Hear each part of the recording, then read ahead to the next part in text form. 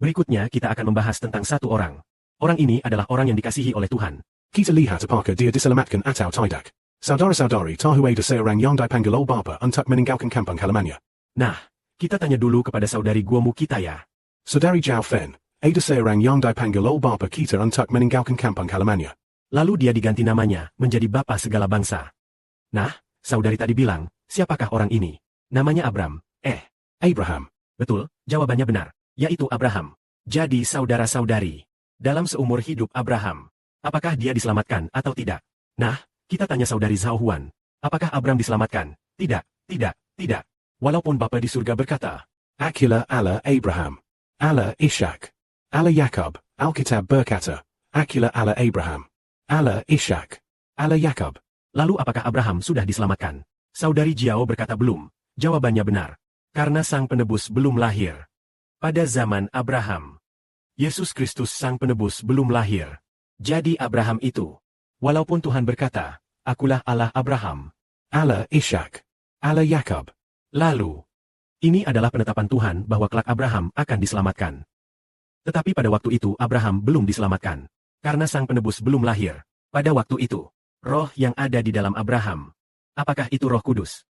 Bukan, tentu Abraham juga memiliki Roh Kudus. Tetapi roh yang menguasai tubuh Abraham. Bukan Roh Kudus. Karena seluruh umat manusia adalah orang berdosa.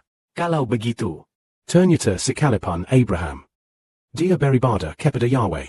namun seperti yang dikatakan Tuhan Kristus. Dalam perjanjian lama, ketika melayani Tuhan, harus sampai ke bait suci Tuhan, ke Yerusalem untuk melayani Tuhan.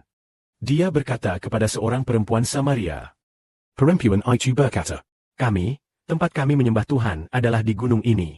Tetapi kalian orang Yahudi berkata tempat menyembah Tuhan harus di Yerusalem. Maksudnya adalah di bait suci di Yerusalem. Lalu Tuhan Kristus berkata, kalian tidak tahu siapa yang kalian sembah. Tetapi kami tahu, saatnya akan tiba dan sudah tiba sekarang.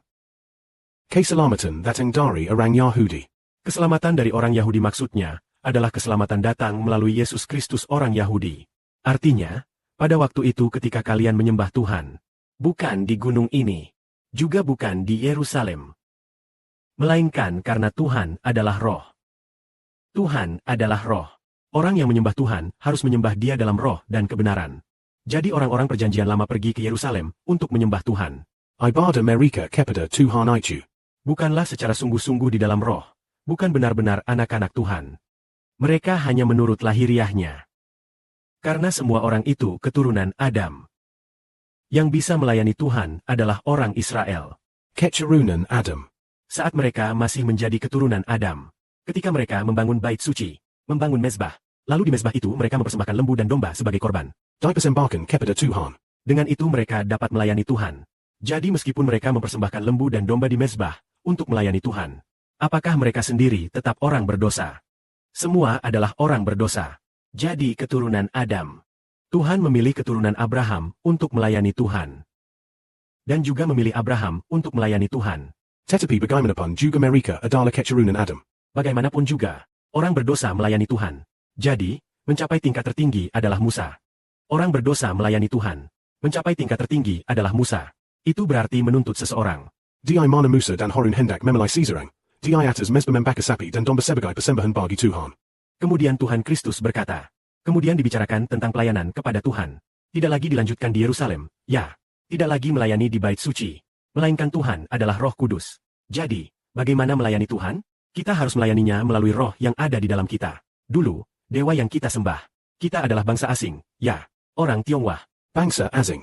Dulu, dewa yang kita sembah adalah ular berbisa yang berada dalam kita. Saudara-saudara, apakah kalian percaya?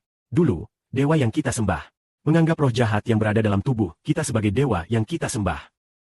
Dewa yang kita sembah itu adalah ular yang tinggal di dalam kita, atau beberapa ular atau naga. Jadi, yang melayani dewa tersebut. Roh jahat telah melayani roh jahat. Sekarang, Kristus telah menebus semuanya. Kristus telah menebus semuanya. Sekarang, siapa yang kita layani? Yang kita layani adalah Roh Kudus yang tinggal di dalam kita. Karenanya, Tuhan Kristus berkata, Tuhan adalah roh. Orang yang benar-benar melayani Tuhan harus melayaninya dengan roh kebenaran, yakni melayani roh yang ada di dalam kita.